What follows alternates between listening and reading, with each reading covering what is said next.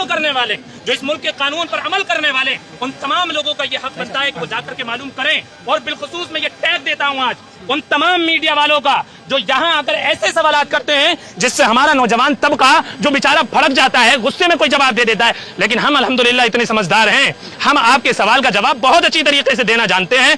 हमें मालूम है आप क्या सवाल करोगे, फिर मालूम है हम जवाब क्या देना है। मैं अपने उन नौजवान भाइयों से भी कहूंगा, अगर आपसे कोई इस मुद्दे के अलावा सवाल करे, आप उससे बात ही नहीं करिए, स्किप कर दीजिए।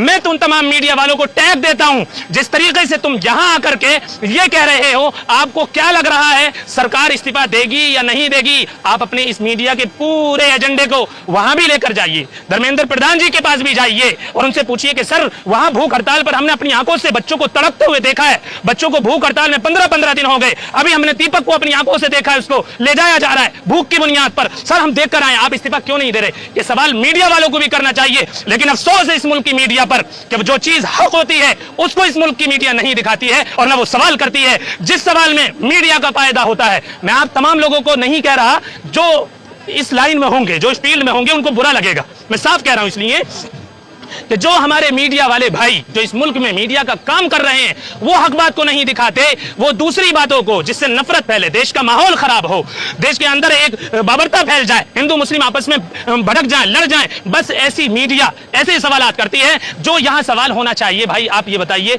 यहां ये लोग बैठे हुए हैं, हम आपके साथ चल रहे हैं, आप हमारे साथ चलिए, धर्मेंद्र प्रधान जी से जाकर के कहेंगे आप इस्तीफा क्यों नहीं दे रहे? हम सवाल पूछेंगे ना, सवाल पूछने का तो हक है ना आपको। आप अपने मुल्क के प्राइम मिनिस्टर से भी सवाल पूछ सकते हैं, आपके कानून ने आपको यह हक दिया है। बाबा भीमराव अंबेडकर का संविधान हमको यह सिखाता है कि हर व्यक्ति को, कोई किसी भी मजहब से बिलोंग करता हो, उसको हक है कि वो अपनी हक बात कहे और जाकर मालूम करे, सवाल करे कि आप ये बताइए ये चीज रॉन्ग है, ये गलत है, ये हमारे मुल्क में चल रहा है एजेंडा, ये बिल्कुल ठीक नहीं है, हमारे मुल्क की गंगा जमनी तहजीब के खिलाफ है, हमारे मुल्क के कानून के खिलाफ है। आखिर ये मुल्क कब तक ऐसे चलता रहेगा? आप जरा देखिए। सिर्फ अब मैं असल मुद्दे पर आता हूं। देखिए आपको मैं बता दूं, आपने सवालात किए, पहला सवाल आपने किया कि आपको क्या लगता है कि हुकूमत इस्तीफा देगी या नहीं देगी? यार जो हुकूमत एक 13 साल की बच्ची के साथ 31 दरिंदों किया, आज तक वो 31 दरिंदों को फांसी की सजा नहीं सुनाई गई, क्या वो बच्ची मुसलमान थी? मैं आप सबसे सवाल करता हूं, मुझे दर्द मुसलमान का नहीं है, मुझे दर्द इंसानियत का है। वो बच्ची किसकी भी थी, क्या नाम था, किस मजहब से बिलोंग करती थी, मुझे उससे कोई मतलब नहीं। मुझे मतलब है कि उसके दिल में भी इंसानियत का दर्द था, इंसानियत का दिल था, मुझे दर्द है। आप बताइए, आपके मुल्क की किसी अदालत का फैसला उन तमाम 31 दरिंदों के खिलाफ फांसी का आया? आप कहां ले जाना चाह रहे हैं इस मुल्क को? एक बच्ची मारी गई, दरिंदों ने दुष्कर्म उसके साथ में किया है, उस बच्ची की कोई आवाज सुनने को तैयार नहीं है। और आप बात कर रहे हैं यहां। आप एक अंदाजा लगाइए, 13 साल की उम्र होती है, जिसने भी आंखें भी ढंग से न खोली हो, जो अभी दुनिया के निजाम को भी ना जानती हो, उस बच्ची को मरने के बाद तड़प कर मरते हुए देखकर और उसके साथ जो 31 दरिंदों ने रेप किया, उसको बुरा हाल किया, उसके बावजूद सरकार का दिल नहीं पिघला है? क्या इन बच्चों को देखकर दिल पिघलेगा? क्या फैसला है आप लोगों का बताइए? दिल पिघलेगा। इसका मतलब यह है इस मुल्क के अंदर न छात्रों की वैल्यू है, न लड़कियों की वैल्यू है, न इस मुल्क में भाईचारा फैलाने वालों की वैल्यू है। लेकिन नारा देते हैं बेटी बचाओ बेटी पढ़ाओ, बेटियों को आगे बढ़ाओ, नारे बढ़िया दे रही है। देखिए नारे इनके इतने खतरनाक और ऐसा लगता है कि बस अब ये कानून अगले दिन से, प्राइम मिनिस्टर नरेंद्र मोदी जी ने कहा बेटी बचाओ बेटी पढ़ाओ, अब प्राइम मिनिस्टर जी ने क्या काम किया, अगले दिन से ही स्कूल वैन के पीछे जिसमें बच्चियां जा रही हैं, एक पुलिस फोर्स की गाड़ी लगा दी कि आपकी जिम्मेदारी है उस वैन को स्कूल तक पहुंचाने के लिए जाइए, आपकी ये जिम्मेदारी है। ऐसा लगता है उनके नारों से बस कल को ये वाला कानून आएगा। आप खुद बताइए, क्या इस नारे का वही सम्मान हो रहा है जो प्राइम मिनिस्टर साहब कह रहे हैं? जी सर, क्या कहेंगे आप? बच्चे बहुत मारे जा रहे हैं। नहीं, बच्चे मारे जा रहे हैं तो गलत हो रहा है या सही हो रहा है? गलत हो रहा है। गलत हो रहा है। आप सब इस बात को जानते हैं, उसके बावजूद बार बार यहाँ लोगों से ये सवाल करना कि आप कैसा इस प्रोटेस्ट को देख रहे हैं, क्या होगा आगे चल करके, ये बहुत बुरी बात है। छात्रों के साथ में एक तो वैसे ही इतना बुरा व्यवहार किया जा रहा है। आप देखिए, जो छात्र इस मुल्क के फ्यूचर को, मुस्तकबिल को बदलने के लिए तैयार हो रहे हैं, आज उन छात्रों की आवाज को दबाने के लिए कितनी तमाम तर कोशिशें की जा रही हैं, आपको मालूम नहीं है? क्या ये छात्र किसी दूसरे मुल्क के हैं?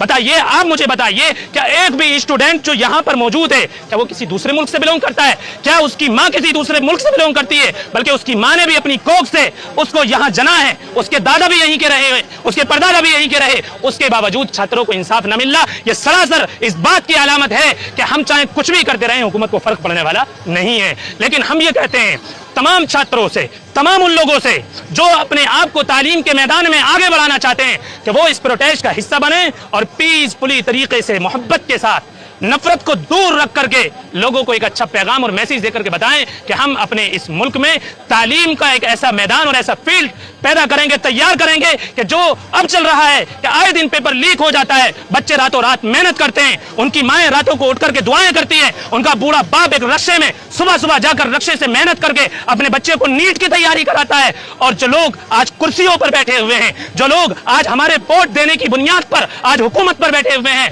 आज वही लोग अगले दिन कह देते हैं पेपर लीक हो गया। आप मुझे बताइए उस बूढ़े बाप के दिल पर क्या बीतती होगी, या उस बूढ़ी माँ के दिल पर क्या बीतती होगी, या जिन बच्चों ने सुसाइड किया, क्या आज तक हुकूमत ने उन बच्चों के गम में वो शरीक हुए? आप हमें बताइए, क्या कोई सवाल किया हुकूमत ने आज तक कि नहीं हम उनके गम में शरीक हैं जिन बच्चों ने सुसाइड किया है? लेकिन यहाँ पर आंदोलन चला था पहलवान बेटियों का, वो भी यहाँ से खाली हाथ गई थी। क्या इनके हाथ में कुछ आ पाएगा? जो स्टूडेंट कर रहे हैं आंदोलन, हड़ताल कर रहे हैं, क्या यहाँ से न्याय मिलेगा? देखिए, आप अच्छी तरह जानते हैं, आप मुझसे ज्यादा बेहतर जानते हैं कि न्याय मिलेगा या नहीं मिलेगा। ये सवाल आप बार बार कर करके खुद फंस रहे हैं मुझसे।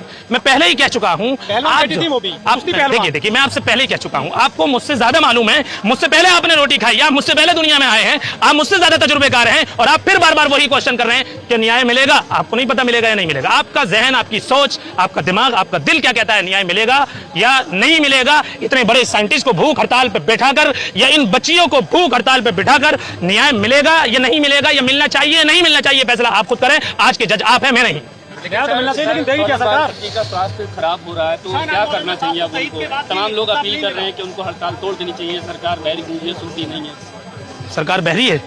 आप कह रहे हैं ये वाली बात, मैं तो नहीं कह रहा। तमाम लोग लिख रहे हैं कि सरकार सुन नहीं रही है, इसलिए सोनम वांगचुक को अपनी स्ट्राइक खत्म कर देनी चाहिए। अच्छा, यानी जो लोग मैदान में उतर करके अपने जज्बे और हिम्मत के साथ बैठे हुए हैं, याद रखें, ये लोग जो ये बात कर रहे हैं कि सोनम वांगचुक सर को तोड़ देनी चाहिए, हम ये कहते हैं कि नहीं, ये वो पहलवान हैं। एक मिनट, आप मैं पहले ही इनसे क्या शर्त हुई थी कि मैं जवाब दूंगा, बीच में आप नहीं बोलेंगे वरना मैं स्किप कर दूंगा। मैं पूरा जवाब मुझे देने दीजिए। सोनम वांगचुक जैसा इंसान, जो इस मुल्क का आइडियल, जो इस मुल्क का बहुत बड़ा साइंटिस्ट है, अब मैं ये बात कहता हूं, जो लोग साइंस को नहीं जानते वो साइंटिस्ट की वैल्यू को क्या जानेंगे? अब फैसला करिए। जो लोग साइंस नहीं जानते, जो लोग तालीम से वाकिफ नहीं, एजुकेशन से वाकिफ नहीं, वो किसी एक एजुकेटेड को जो बहुत बड़ा हो, जो बहुत बड़ा साइंटिस्ट हो, हमारे मुल्क का फख्र हो, वो लोग उसको क्या जानेंगे, क्या पहचानेंगे? लेकिन हम ये कहेंगे, अच्छा, अरे वाह, वेरी गुड। ये वाली साइंस हम लोगों के पास किसी के पास नहीं है ना, खुद साइंस के पास भी ये वाली साइंस नहीं है। कमाल ये है, खुद साइंस के पास भी ये वाली साइंस नहीं है कि नाली में पाइप को डाल करके गैस निकाला जाए। साइंस खुद हैरान है कि ये वाला सब्जेक्ट, ये वाला क्वेश्चन मैंने कब इजाद किया लोगों के लिए।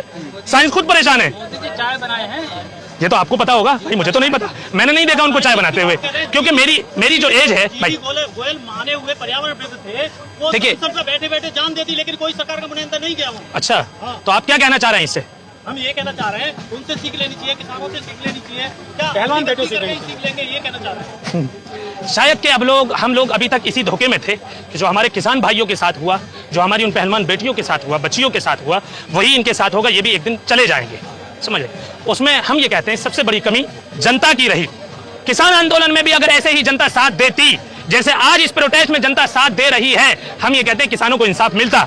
लेकिन कमजोरी हमारी है, हम सिर्फ देख लेते हैं कि हिंदू मुस्लिम के नाम पर बांटा जा रहा है। एक टोपी वालों को देखो, तड़ातड़ फेरना शुरू कर दिया। अरे भाई, हमारा मुल्क तो ये है मेरे भाई, ये चंद दिन की कहानी है। मुल्क हमारा हम लोगों से ही चलेगा, मोहब्बत से चलेगा, प्यार से चलेगा, अमन से चलेगा, एक दूसरे के दर्द में साथ देने से चलेगा, एक दूसरे का भाई बनने में चलेगा, एक दूसरे की हेल्प करने में चलेगा। अगर हमने किसान भाइयों की मदद की होती, ये मैं बहुत बड़ी बात कह रहा हूं, बहुत बड़ा सवाल है मेरा, आपको किसी को इख्तिलाफ हो तो मुझे बता सकता है, यही पर टोक सकता है। अगर हम लोगों ने किसान भाइयों का साथ दिया होता, आज उनको भी इंसाफ मिलता, उनको भी इंसाफ मिलता। लेकिन प्लीज लिसन टू मी।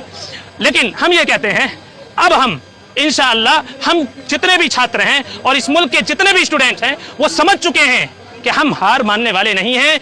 हम इस मुल्क के तालीमी सिस्टम को बदल कर रहेंगे, ये तमाम छात्रों ने ठान लिया है। और हम भी यही कहते हैं, पुरअमन तरीके से, पीसफुल तरीके से, मोहब्बत के साथ हम इस प्रोटेस्ट को जारी रखेंगे।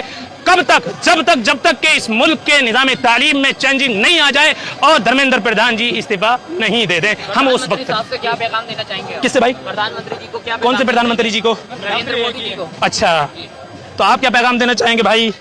हम आपसे जानना चाहते हैं नहीं,